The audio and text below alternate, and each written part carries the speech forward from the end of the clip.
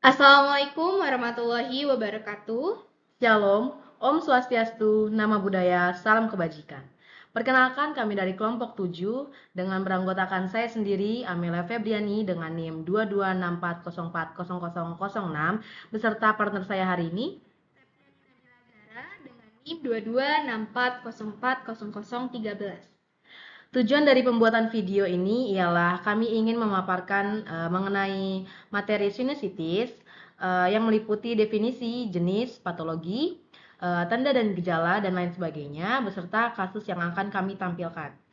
Presentasi ini untuk memenuhi tugas kardiorespirasi Prodi Fisioterapi Universitas Kristen Indonesia.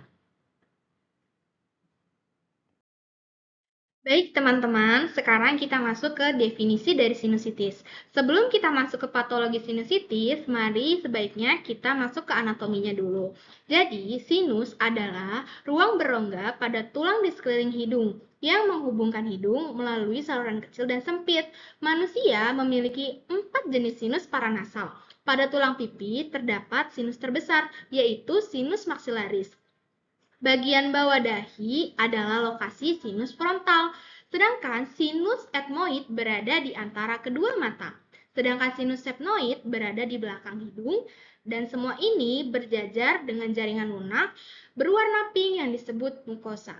Jadi, sekarang kita masuk nih ke sinusitis. Sinusitis merupakan kondisi peradangan pada mukosa dan sinus paranasal yang menyebabkan penyumbatan di saluran udara. Sekarang kita masuk ke bagian patologi.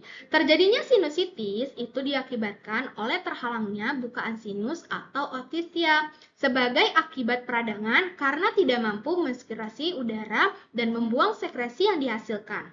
Nah, teman-teman, berarti sinusitis itu adanya peradangan pada area sinus. Penyebabnya itu 98% akibat infeksi virus dan jamur. Nah, teman-teman, berdasarkan jenisnya, sinusitis itu terbagi menjadi 3 jenis, yaitu sinusitis akut yang berjalan hingga 2-4 minggu, sedangkan sinusitis subakut yang berjalan 1 sampai dengan 3 bulan, dan yang terakhir adalah sinusitis kronis yang berjalan lebih daripada 3 bulan. Teman-teman bisa lihat pada sisi gambar, terdapat gambar rongga dari sinusitis yang mengalami peradangan yang berisi cairan atau mukos. Sedangkan pada sinus yang normal seharusnya adalah seperti itu, tidak terisi cairan. Sekarang kita masuk ke bagian etiologi. Etiologi dari sinusitis itu yang pertama adalah adanya infeksi, di mana infeksi ini merupakan infeksi virus saluran pernapasan bagian atas. Yang kedua adalah alergi. Alergi ini misalnya demam akibat rinitis alergi atau peradangan pada hidung. Yang ketiga adalah penyumbatan drainase sinus, yaitu misalnya karena adanya benda asing yang masuk ke hidung, trauma atau polip di dalam hidung. Yang keempat adalah paparan asap rokok. Yang kelima adalah kelainan anatomi. Karena kalau misalnya dari bagian kelainan anatominya itu ada perbedaan, maka ke selanjutnya pasti akan berbeda. Akan ada gangguannya.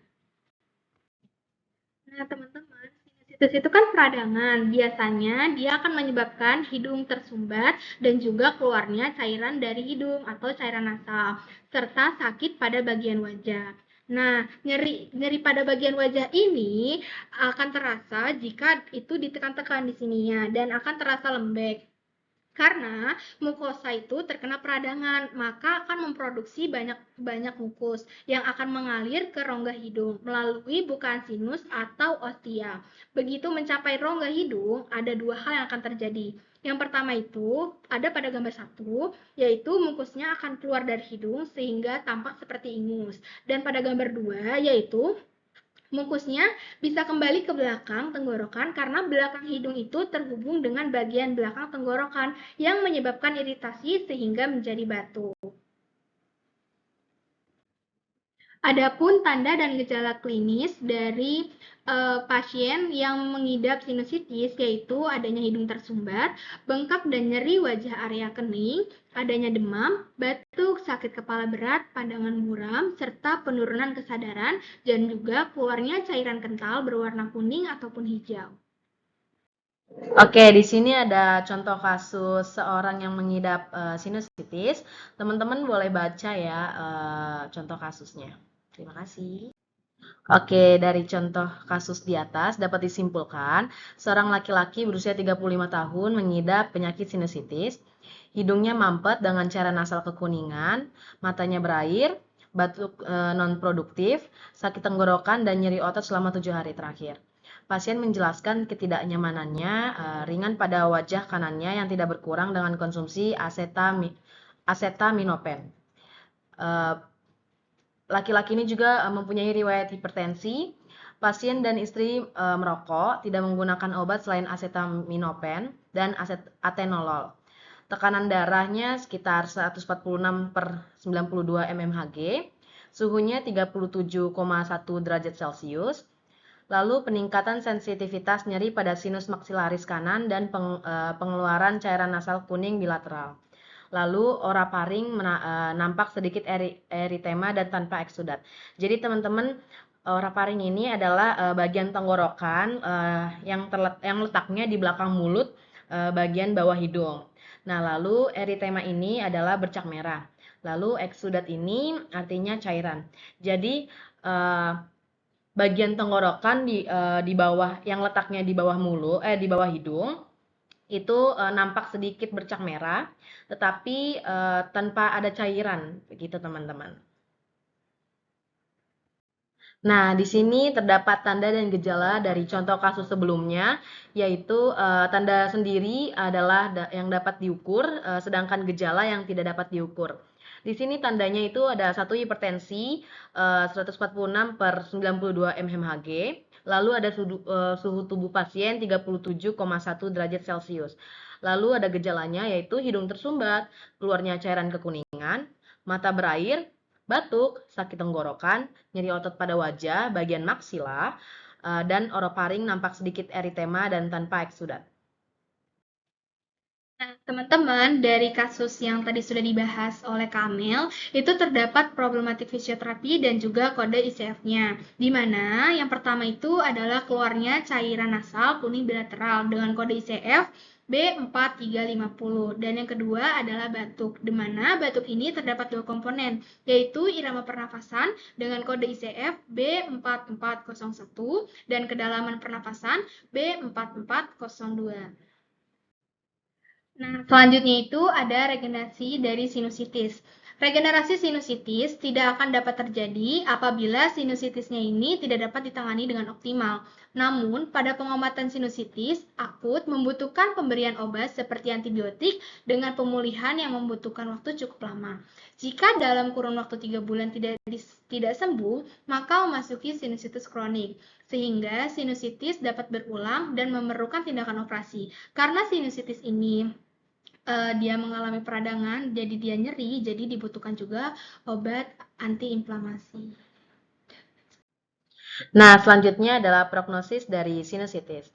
Sinusitis ini tidak mengancam nyawa teman-teman secara langsung, namun sinusitis yang tidak teratasi dapat menyebabkan komplikasi intrakranial.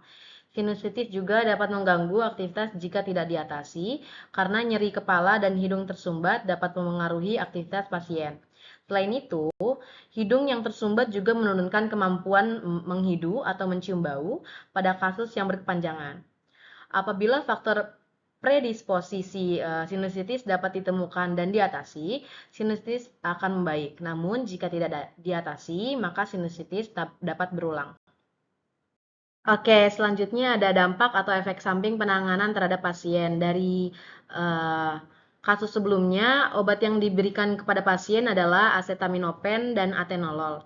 Acetaminophen itu memiliki efek samping yaitu yang pertama nyeri abdomen, diare, nafas pendek, pembekakan pada kulit, kulit terasa lebih gatal, reaksi hipersensitivitas terhadap obat, lalu yang terakhir adalah mual dan muntah parah. Lalu ada efek samping dari obat atenolol yaitu yang pertama itu ada lelah, mual, nafas pendek, pembengkakan di tungkai, penambahan berat badan secara cepat, jari kaki tangan pucat kebiruan, dan terakhir adalah detak jantung lambat dan tidak teratur.